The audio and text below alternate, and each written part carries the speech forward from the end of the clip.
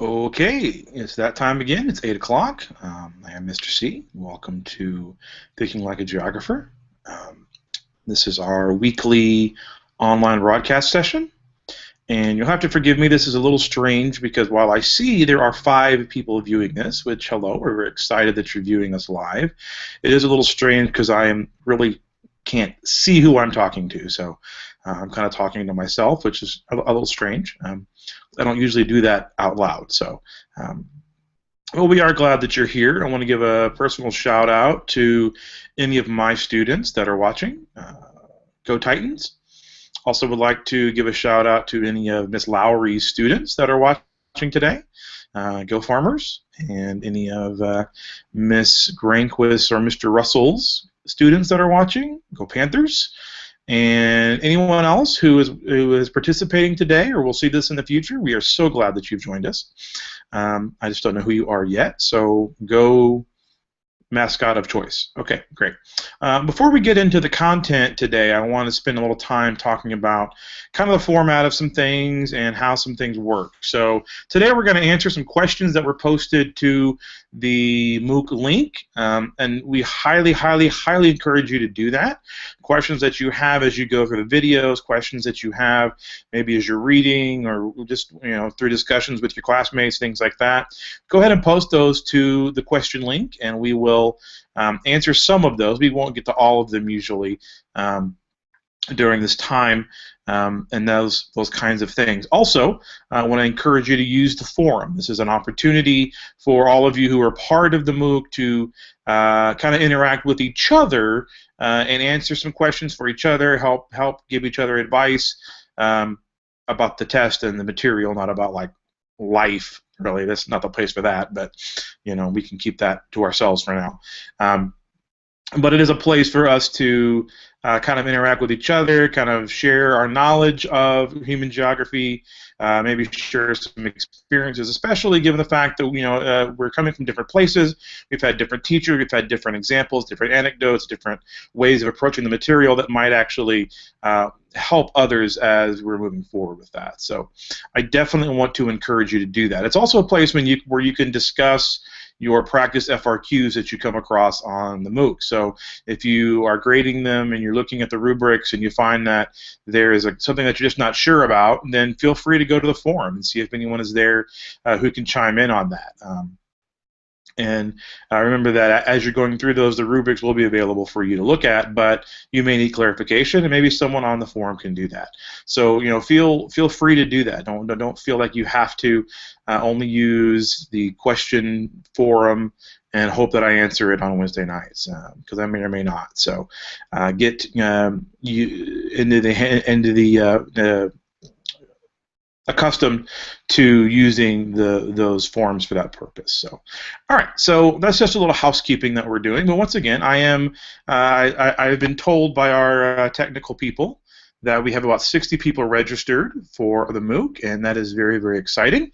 Glad to hear that, and I hope you all will participate because this experience is better when everyone is participating and is on board. So I would like to point out for those of you who saw yesterday that I am once again making a Texas Rangers reference. This is 2 in a row. Opening day is only a few days away, and I'm a little apprehensive about the pitching situation, but we'll talk about that some other time. So I wanted to start today by looking at a few questions that were posted to the questions link. So I'm going to scroll over and look at those while you are watching and staring at me. So the first question, and there's only 3 today, so I'll go ahead and answer those 3 questions. In the future, if there's very many more than that, I'll have to kind of prioritize them based on what's most important in terms of the volume of content and the way it appears in the test, things like that. So the first question deals with what are cultural hearths, or what are the main cultural hearths. And these 3 questions were all posted by Christina. So thank you, Christina, for your question. So first of all, let's get started by talking about what is a cultural hearth. Before I started teaching geography, I taught world history and still do. I've taught world history for the last 12 years. And the idea of a hearth is one of these questions that geographers and historians might actually look at a little differently. in terms of some of those things. But for the sake of our review today, depending on which text you're looking at, there's anywhere from 5 to 7 or 8 different culture hearths. And what we mean by a culture hearth is a distinct region or area where human settlement kind of began. And once human settlement begins, we begin to see those human interactions within those people become more complicated. So primitive early people were hunters and gatherers, and they lived a subsistence lifestyle by following herds and fishing and things like that. And they spent the vast majority of their time trying to eat. And so having enough food to survive was important. Over time, people began to settle, and they began to settle in different places. Once they began to settle and have a reliable food source, and this is important, that idea that that food source is reliable. Once they began to do that, then societies became more complicated and more complex. So at this point, human geography then becomes more complex because we start talking about culture, we start talking about politics, we start talking about economic development and urbanization. Those topics aren't relevant to primitive hunter-gatherer societies in nearly the same ways that they are in settled societies. So, taking that into account, when societies become more complex, we begin to see things begin to develop such as social stratification or social classes. We begin to see writing develop as a form of communication and record keeping.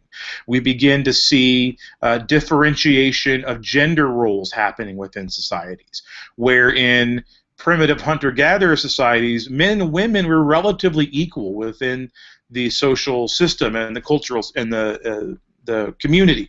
Once we have settled societies, men take a different role than women do, and because men are the primary economic providers in these settled societies, they begin to take a dominant role and authoritative role or decision-making role often within these societies.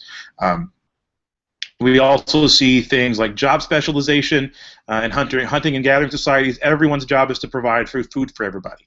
Once we have a stable food supply, we begin to see these societies finding other jobs that are necessary to be done. So now that we don't just have to worry about that, we have time to worry about things like art. We have time to worry about building permanent structures.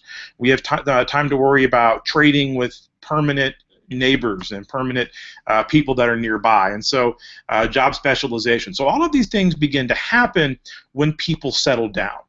All of these things are in some way connected to the idea of culture.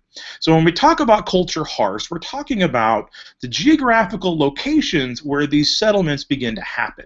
Where do these groups of people begin to settle? Okay, and what we learned last week was about the distribution of population across the globe. And one of the things that we learned and talked about was that that distribution is based primarily on the ability of people to feed and water themselves. So access to fresh water, access to fertile farmland, and the ability to survive in that way. So, given that information, we can also then begin to assume that if these were things that were necessary for people to settle down, they're also going to be necessary to establish where these hearths are. Okay, so we can go back and think about some of those clusters and some other places as well. So if we go back and think about where our population clusters are and our cultural hearths are, the two biggest ones that we talked about were South Asia and East Asia. Or Asia, or India and China, depending on how you look at it. Now, when we say India in the modern sense, we're talking about a political entity, the state of India. When we talk about India in a historical context, it's a much vaguer notion in that oftentimes what is now Pakistan is included in that. Other parts of Central Asia are included in that. Parts of Bangladesh are included in that. And so, really, the whole South Asian area is considered a culture hearth, but mainly around the Indus River in what is now Pakistan, but also a little later along the Ganges in northern India is one of our culture hearths. Okay, And from those cultural hearths, we can trace very distinct cultural elements that develop over time. We can trace out some technological advancements. We can trace out some religious and language advancements over time from what we now call "quote unquote" India, which is really this large South Asian landmass. The other large one that we talked about last week was East Asia. And East Asia, of course, now has a much larger connotation, but when we talk about this in terms of culture hearths, we're talking about north central China and what is called the Wanghe River, or the Yellow River, for those of you who are 19th century British imperialists, the Yellow River. But along the Wanghe is an important culture hearth as well, where once again we see some very important language, cultural, and religious distinctions being emerging. So, and historians will debate about which of these civilizations is older, but that doesn't really matter, because most of these civilizations that we're talking about in terms of hearths developed independently of each other. So they may or may not have had very much interaction early on. Later they did, but early on, the idea is that they kind of developed relatively independently, or at least some of them did. If we look at, if we move to the east, move to the west from South Asia, we have the Tigris-Euphrates Valley, and what we also call the Fertile Crescent, which is where we see the civilization of Mesopotamia, which is actually lots of different groups of people over a long period of time. It's not just one group, but it's the Sumerians, the Akkadians, the Hittites. Eventually, the Hebrew people are part of that group. So there's Babylonians, Persians are all going to be in this area and call this area a very important cultural region. Ironically, this region is also dominated throughout time by many different groups, and so it becomes kind of a cultural crossroads, this Mesopotamian area, where there is a lot of trading of culture, a lot of trading of traits. It's an area that we define by what we call subsequent civilization. So every civilization that settles there over the course of 5,000 years kind of leaves a little bit of a cultural imprint. So even though it is a hearth and there are some very distinct cultural elements that we can draw back from Mesopotamia, there's also thousands and thousands of years of imprints on that particular place. So if you were to go there, you would see some of those 5,000-year-old influences. You also might see some influences that are very recent and very modern, such as Islam, which in the grand timeline is a relatively new influence in that region.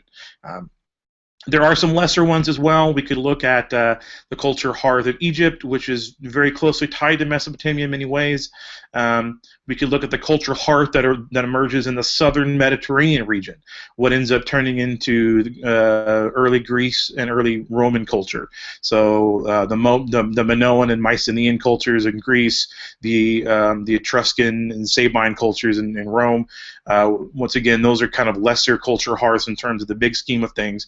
Geographers tend to recognize them a little more than historians do, because historians would argue that those cultures ultimately borrowed a lot from trade with the Mesopotamians, and that's where a lot of those influences come from. Some other less prominent ones that geographers might recognize would be Southeast Asia, so the areas in what is now Thailand, mainland Malaysia, and North America, because it was separated by two oceans from Asia, has its own cultural hearths. And central Mexico, in the area central Mexico, Central America, with the Mayans and Aztec civilizations, and South America with some of the Incan civilizations in Peru.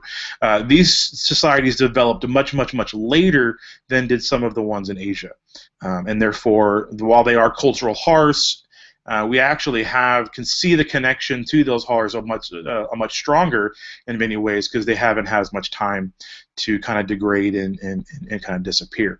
So those are some of the major culture hearths that my cats are fighting. So please ignore the cat fight. It's literally a cat fight. So, but they just are just crazy like that. So anyway, so those are the cultural hearths to think about and remember what the idea of hearth means. It's an origin. It's a cultural origin of different groups of people and different cultural ideas. Okay, so those are those concepts, and they're important to know. If you would like to know a little bit more about that, look into the work of the geographer Carl Sauer, who is kind of the father of cultural geography, and really gets a lot into how these things are spread over time. So, okay. So that is our question about culture hearths. So we have this question here about local culture. So Christina again asks, what is the difference between local culture and popular culture? And this is an interesting question, and one that we want to talk a little bit about. And that I'm not sure that everybody, based on the text that you're using in class, has really dealt with the idea of local culture. So we'll talk a little bit about that as we move along today. Local culture is a term that I know is used by the Harm to Belay book, which is the book that my students in the past have used, and I know it's a very popular book. But there are other books that I don't know that word local culture appears in every book. So we'll talk a little bit about what that means. But local culture we'll get to in a second. First, let's talk about pop culture, because that was a question that was asked. So popular culture, we need to talk about diffusion a little bit before we get too far into this. So this idea of diffusion, how are culture traits, ideas, language, whatever it is, clothing, food, how does that move from one people group or one culture group to another? How are those ideas shared and borrowed? And one of the things we have to think about is, when we think about sharing and borrowing of cultural ideas, now we don't think much about that, because we have mass communication, we have television, we have radio, we have the internet. It's not hard for us to see what's happening in other parts of the world almost instantaneously. So being able to watch, a protest in Ukraine, or being able to see, some kind of cultural event in Africa, or see some kind of cultural event in South America is not uncommon to us. And so we tend to think of diffusion of culture as being very rapid and very instantaneous almost to us.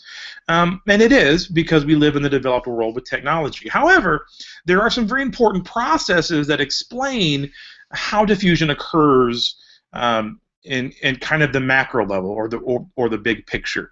And there are a couple of things that we want to touch on before we move into the idea of popular versus local culture.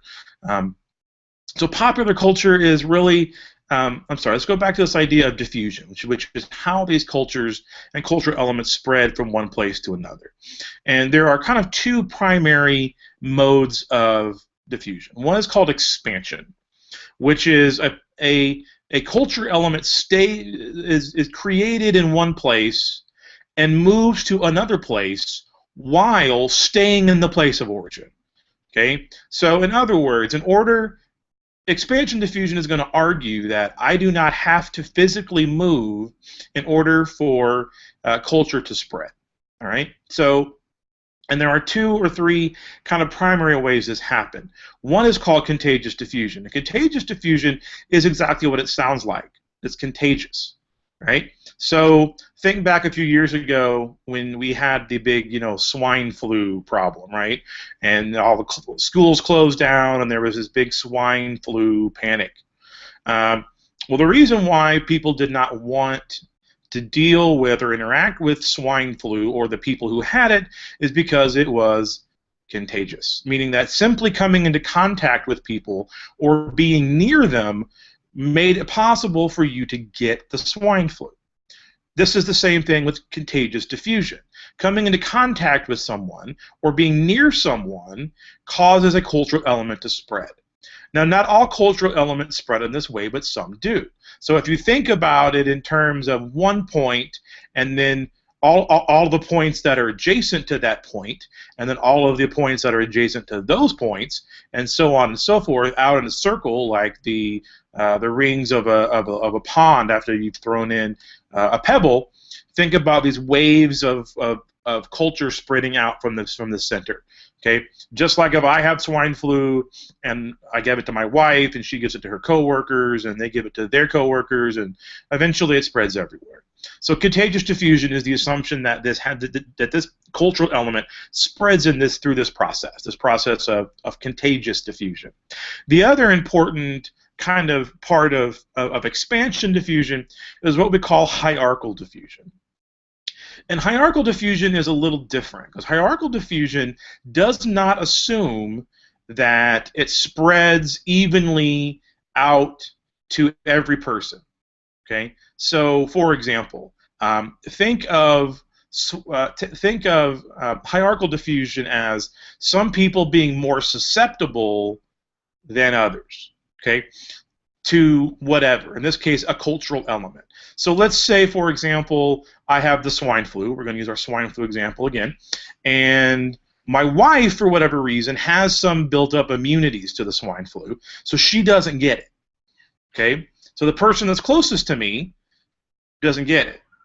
Maybe I go to work a few days when I'm sick, and 2 or 3 of my coworkers don't get it. Well, let's say one of them does. Okay, so this is kind of how hierarchical diffusion works. It doesn't spread evenly to everybody. It spreads to those who are most susceptible or open and willing to accept a cultural element being passed on to them. Okay, and I want to be careful about using this swine flu analogy because it makes diffusion sound like it's some nasty thing that's going to make us puke. All right, well, it's not necessarily. Culture is what it is. I mean, good, bad, or indifferent, it is what it is. It's people's beliefs. But so, for example, when we're talking about hierarchical diffusion, it's the idea that there are some things that people are just kind of suspicious of, or skeptical of, or just not ready to embrace, and may never embrace. But there are some people that are very willing to embrace certain things. Okay, so one of the interesting examples of this. I know in the DeBlay text, which is the one that my students have used in the past, is the idea of hip-hop music. That hip-hop music spread hierarchically. So it started with one urban center in New York or one urban center in Los Angeles, and then it spread to other urban centers first. It didn't spread from New York to New Jersey to Pennsylvania to Virginia. It spread from New York to Chicago to Detroit to Atlanta before it began to spread to those places in between, and eventually spreading all the way down into suburbia and to kind of upper middle class white kids too. But that process took longer because certain places were more susceptible and more willing to embrace that than they would be today, or than others would be. And it took longer for those cultural elements to kind of gain acceptance and gain a foothold in some of those communities. So instead of it spreading directly to everybody out from a particular point, it kind of hopped around based on the susceptibility or willingness of those groups. Okay, so those are contagious diffusion. The other kind of diffusion is relocation, in which an element of culture is carried by individuals who are physically moving. Okay, this happens a lot with the introduction of culture from immigrant communities. So you could look at, hey, we really like to do, Brazilian jiu-jitsu. How did we get into Brazilian jiu-jitsu? Well, back in the old days of Ultimate Fighting Championships, way back in the 90s, it was kind of this up and coming thing. Well, it came because there were several fighters in that tradition who were from Brazil and brought that with them. Same thing with different types of food, different types of clothing. Different words for things come when people physically move and bring that with them. So that's the idea of a relocation diffusion. All right. Now to Christina's question, which is pop culture versus folk culture versus local culture. So pop culture, we want to kind of differentiate these things by their characteristics. So pop culture is going to be embraced by traditionally urban populations, It's going to be embraced by heterogeneous groups, meaning lots of diversity and lots of mixing, lots of different people in groups. It's going to be something that diffuses and spreads very, very, very quickly and changes very quickly. So what's popular and what's in and what's interesting and what people like is going to change very, very frequently. Okay, so whether it be a type of music or a type of food or anything like that, it's going to very quickly change with pop culture. Okay, it's also going to have mass appeal, but it's also going to fall out of mass favor very quickly. Pop culture is diffused in all of the ways that we just discussed. It just does so very, very rapidly. Also, pop culture benefits very much from mass media. Okay, so mass media is going to spread pop culture very quickly, whether it be radio, television, the internet is going to help pop culture spread very quickly. So, the Harlem Shake was real popular, last year. I don't see a lot of people doing the Harlem Shake anymore. I don't quite understand the Harlem Shake. I think it was kind of silly, but whatever. It's cool. Do what you want. It's all good. But now that's kind of falling out of favor, and now we're doing something else, with random poses. I don't know. But the idea being that pop culture spreads quickly, influences a lot of people, a lot of diversity, and then it changes. Folk culture, on the other hand, is just the opposite of that. It tends to be small groups. It tends to be rural. It tends to be very homogenous, meaning that it's not diverse and it's who are parts of these groups. It diffuses in the same ways, but it does so very, very slowly.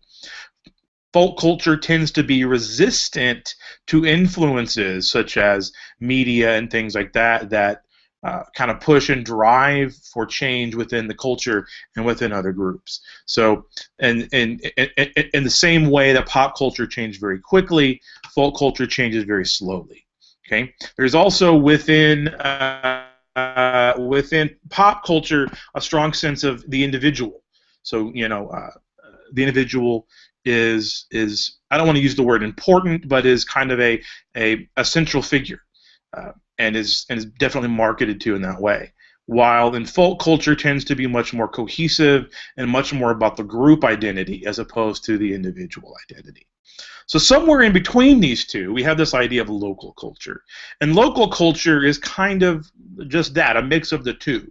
It is kind of a blending of folk and pop culture into a particular local context in which some things are going to be very consistent over time and some things will be changing, but they may or may not fit into all of these different categories. So they're not completely folk, they're not completely pop culture.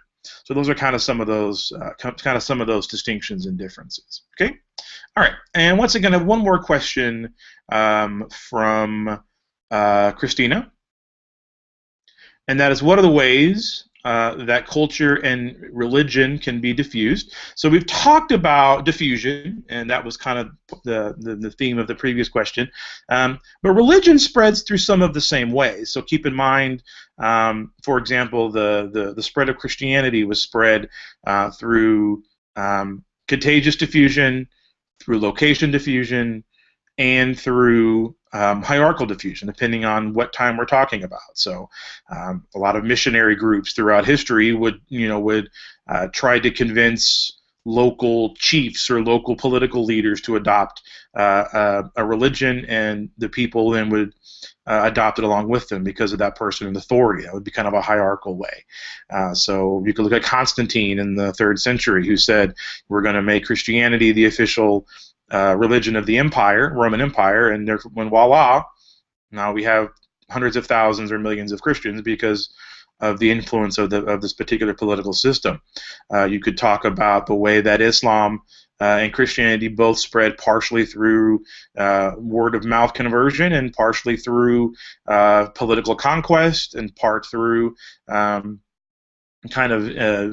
ways to be inclusive and finding ways to be exclusive. So just think about the diffusion of religion as being very much the same way as other religions. Now, the one distinction that I will make is the difference between what we call universalizing religions and ethnic religions.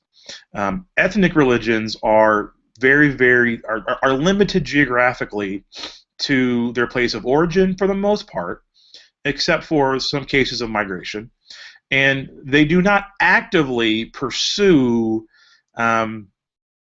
new members. So they're a religion that culturally you're kind of born into.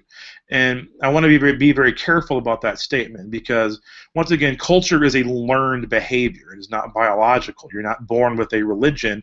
You are born into a culture that teaches you and raises you with particular religious beliefs. So when I say you're born into it, you're born into the culture of that particular religion. Once again, that meaning that they do not stress conversion. They're not going to actively pursue conversion. They're not going to go door to door and say, you know, hey, let me tell you about why you should be part of my religion. They're not going to do that. It doesn't mean that they don't accept new members. They just don't necessarily encourage them. Like, you know what, if you want to be this, fine, but you just know what you're getting into. And some of them have the two major ethnic religions, I'd say, are Judaism and Hinduism. Hinduism is, once again, is not actively an actively converting faith. Judaism, part of the reason for that is that Judaism traces its kind of theology back to this idea that this particular ethnic group of people living in Mesopotamia believed that they were called by their God to do this, to live this way, and to be this way. And that if you're not part of that group, then you're not called by God to do that. And so that's not, you know, it's no knock on you. It's not like you're a horrible person. You just, you know, you're just not one of the chosen. And so that's one reason why Judaism tends to be considered ethnic. Similar in traditional Hinduism, and there's some differences in Hinduism. You have to remember that Hinduism is a very individualistic religious belief, and that lots of people practice it in very, very different ways. But because it is a very individual, there's not this outwards, you know, kind of push for conversion. It's, you know, this is the way the world is, and we're part of this cycle of things, and there's, you know, there's karma and dharma and moksha and all these different belief systems that are kind of intricately related to each other, and you know, you're part of it or you're not, and if you want to participate, great. If you don't, okay, that's fine too. So we want to kind of differentiate between these ethnic religions that are, once again, very locally based and very much the same in terms of who's involved and where they practice, versus universalizing religions. Universalizing religions are ones that actively seek converts. So the two predominant universalizing religions in terms of numbers and geographical influence are, of course, Christianity and Islam. The idea that they actively seek conversion, they actively promote that their system is not only a good way of living, but it is the best way of living, which most religions do, but they say not only is it the best way of living, but you can be part of it too. And this has led over time to quite a bit of conflict between Islam and Christianity, in that both promoting themselves in an expansion kind of way, trying to expand and bring in new converts. Also the fact that they were born in and bred in and grew up in the same geographical area has really over time, you know, kind of brought them into conflict with each other. Occasionally in violent ways, but usually not. But just having some serious, you know, theological and philosophical disagreement. The irony being that the origins of these two religions trace themselves back to the same source. So really, they're kind of, you know, philosophically, they're kind of, and historically, they're kind of cousins, as opposed to being these diametrically opposed things. Then you have religions like Buddhism that, you know, have some characteristics of both, depending on what part of Buddhism you're looking at, or, you know, what particular belief systems kind of have some of each, and that Buddhism actually is a religion that is expanding quite rapidly, but it is not necessarily doing so because of conversions or because of missionary activity or things like that. It's spreading because of their people just find certain elements of the religion very interesting and very reassuring, and so they want to be part of that. So that's when we talk about how religion diffuses in general, we want to get back to those ideas and considering those differences in ethnic religions versus universalizing ones. Okay? All right. So that's all of our questions. Thank you again, Christina, for providing those questions. I probably went on way longer than I should have on those, but that's kind of the way it is. I do want to kind of bring up a couple of other important concepts real quick before we are kind of out of time. Once again, culture is learned behavior.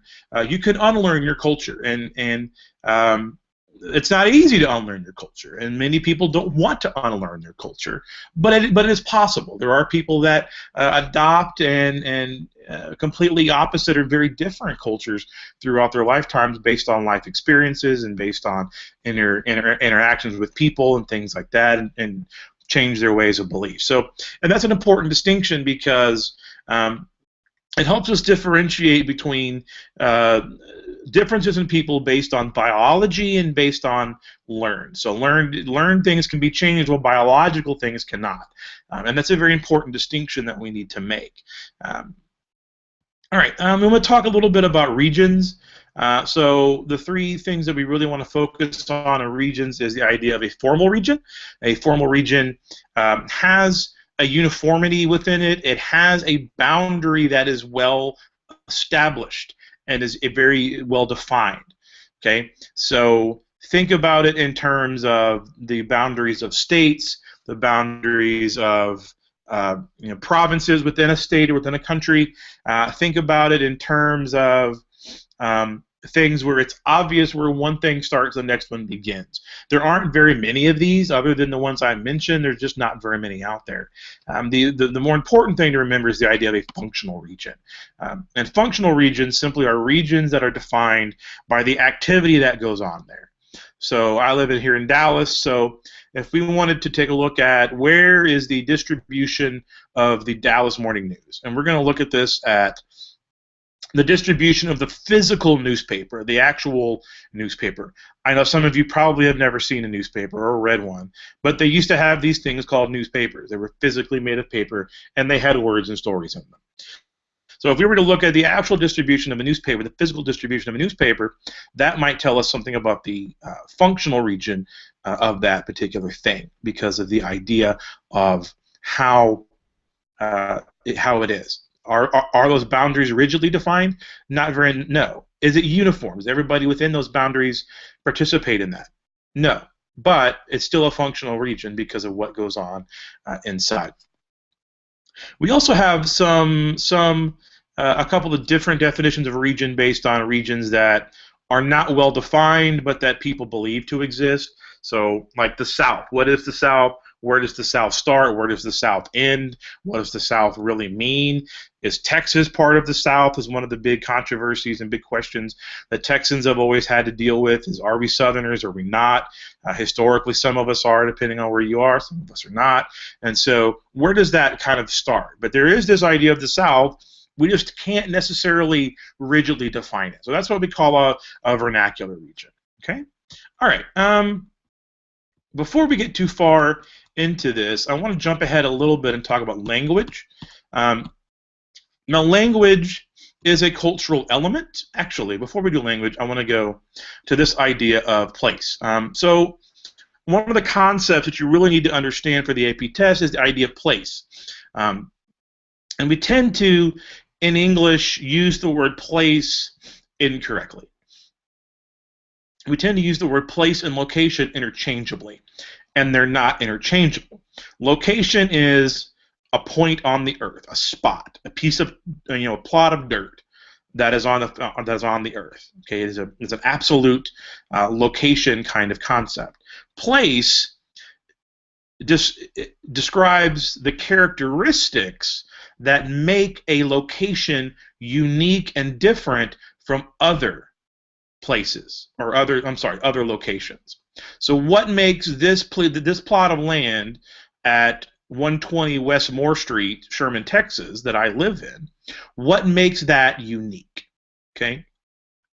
And we could list all kinds of things, and every person is going to have some maybe different definitions or different characteristics that make their place unique. Okay, but it's important to remember that. When we're talking about culture, one of the things we have to remember and be careful of is when we have issues of placelessness. So anytime we have a situation in which a particular culture or particular location begins to lose its uniqueness, we have issues of what we call placelessness. So, for example, if we're talking about, I know where I live in the Dallas area, we have lots of, especially in the North Dallas suburbs, lots of these sprawling suburbs. And for whatever reason, I don't know, and I'm not passing judgment, it's just a statement. For whatever reason, people who live in these suburbs kind of like for everything to look the same. They like for their homes to be similar in shape and size. They like for everything to have kind of a muted, neutral color scheme, light browns, grays, things like that. They all have similar landscaping and similar roads and streets. They live in subdivisions often that are have similar names, like Grand Haven, or Pine Creek, or some kind of naturalistic sounding name. Once again, absolutely nothing wrong with this, except when we talk about the idea of placelessness. So it is very common, and I have found myself many times in my life driving around my neighborhood or neighborhoods around where I work, and I'm really not sure exactly where I am. And the reason is because everything kind of has this similar look to it. And so this is placelessness. It means that the culture is not leaving a distinctive impact on the environment or a distinctive impact on that place. So you might have a church or a house of worship that may have some distinctive features to it, but even those things are going to have some similar kind of looks to them. And so that idea of placelessness is important in terms of maintaining the uniqueness and the unique characteristics of place. So for all of those of you who live in the North Dallas suburbs, I hope I have not offended you, but just keep in mind that I often get lost in your subdivisions because I don't know where I am, and everything looks the same. Okay, so let's go move on a little bit to language. I said I would cover that, and I need to cover some about that. Once again, guys, culture is a huge unit, and it's just not possible to cover it all right now, so we're just going to hit some of the highlights. So language and religion both are part of culture, but AP also treats them differently because they are unique kind of unique things in how they work and in their importance. So language is important because it's about how we communicate. It's about how we understand the world. Differences in subtle things, even in sentence structure, can tell us a lot about the way people see the world. There's lots of issues in the world now with dying languages as folk culture groups get kind of assimilated into pop culture kind of context. Sometimes those languages get lost, and we no longer have that point of view on the world anymore. So we want to be very conscious of that. So a couple of things to remember about language. One is kind of what language means. Though the term language itself just means it's a way of communicating that cannot be mutually understood by others. So if you do not know English, you cannot understand English. Okay? And it's important to make this distinction because we tend to think about people that speak the same language, but maybe they have what we would call like a funny accent, or they say some words differently as being different languages, and they're not. They're the same. So you can go to Ireland or Canada or Australia or the U.S., and with the exception of a few words, you can understand most of what people are saying. So that's the idea of language. The other thing that we want to talk about is that when people interact and need to communicate, they find ways to do it. And so over time, we see the development of things like Pidgin language and Creole languages, which are different variations of languages that are created by individuals or two individuals in order to communicate. So if I speak one language and this person speaks something else and we need to interact, if we do it enough, we're going to start developing words and phrases and things that help us communicate. Okay. The other important distinction, and this is often students often get confused on this, is the difference between a Pidgin language, which is created by two people or two groups of people to facilitate interaction, versus a lingua franca, which is not created for that purpose. Okay. A lingua franca is an existing language, and I want to make sure that that's very clear. We're not creating it; we already have it, and we're now using it. Okay, so for example, if I need to communicate with someone in Mexico and they speak Quechua or a minority language from the indigenous people of Mexico, so I need to talk to somebody in Pátzcuaro or whatever. I don't understand their language. I don't know it, and they may or may not know mine. So we have two ways of doing this. If we're going to interact a lot, and if we don't have a common language between us, we'll develop some kind of Pidgin communication. However, in this case, I know a little bit of Spanish. They know a little bit of Spanish. We can use Spanish to facilitate that communication. So that's a lingua franca. It's a common language that is used by two people who don't speak each other's language but know that common language.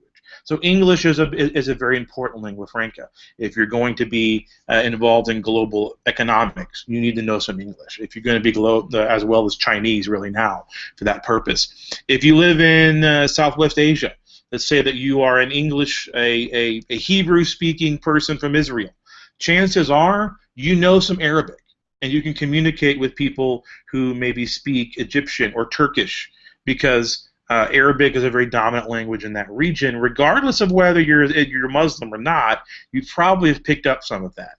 And that language, even though it was created for religious purposes, let me rephrase that. It was not created for that purpose. It was the language spoken by the people of the Arabian Peninsula.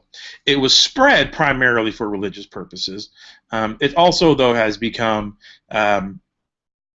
a common language that is understood by different people. So we want to differentiate those two. We also want to talk about the idea of language families, that there are these big overarching relationships between different languages. And you might actually be kind of shocked to see what languages are actually closely related to each other. Our largest language family is Indo-European, which is spoken by us English speakers, as well as speakers of most Western European languages, including English, Spanish, French, Italian, are all Indo-European languages. But so is Greek, so is Latin, so is Armenian, so is Lithuanian, so is getting back to even Hindi from the Indian subcontinent, has a common origin as some of these other languages. And it's interesting to study and see what we call cognates, which are words that sound the same in multiple languages, even though they're different languages, which kind of implies, by social scientists, imply that this means that these languages had a common origin, or were spoken by the same people at some point. So we could say, for example, the word father. In English is father. In Latin, it's pater. In Old Irish, it's ather.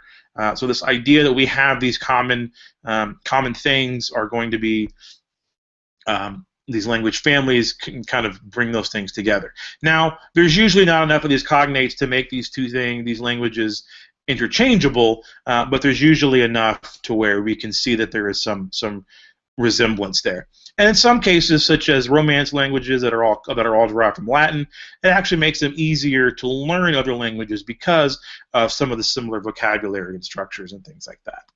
Okay.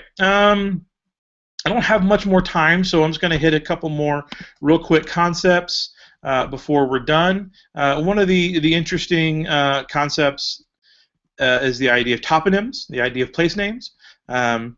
So the idea that different place names have different origins, and there's some patterns to that, and they usually reflect the history or geography of a particular area.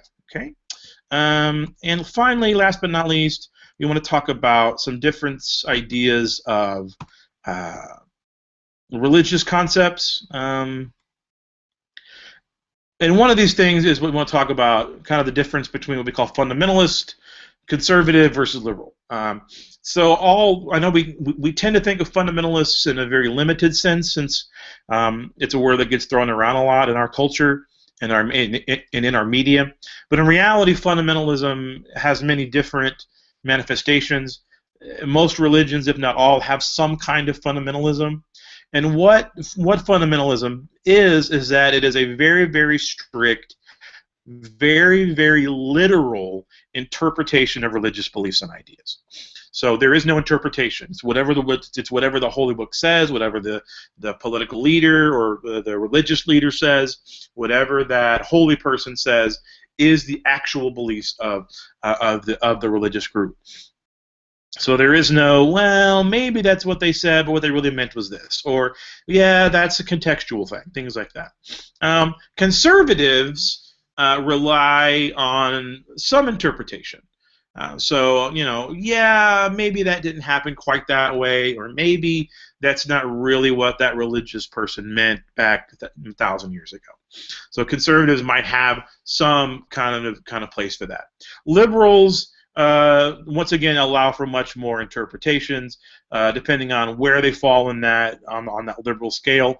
They may have very little literalism in their faith.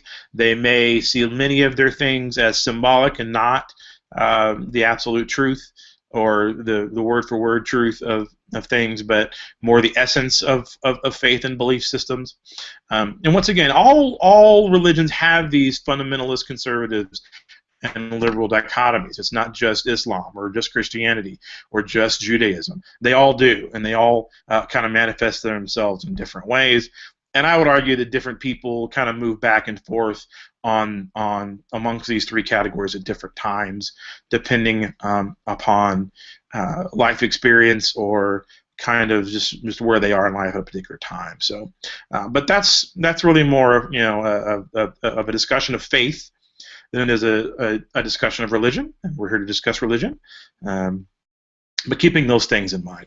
So that's really about all the time we have for today. We're up to almost an hour. We're at a little over 50 minutes, and that is kind of all we have today. So let me go ahead and remind you of a few things before moving on. The next chunk that we're going to look at, the next unit, will be the politics unit, which, interestingly enough, is one of my favorites in this course, but it's also one of the most challenging because it's very, very abstract. When we start talking about some of these things like sovereignty and devolution and supranationalism, they're very abstract concepts. So we're going to kind of walk through some of those next week to kind of understand what they mean and kind of their implications.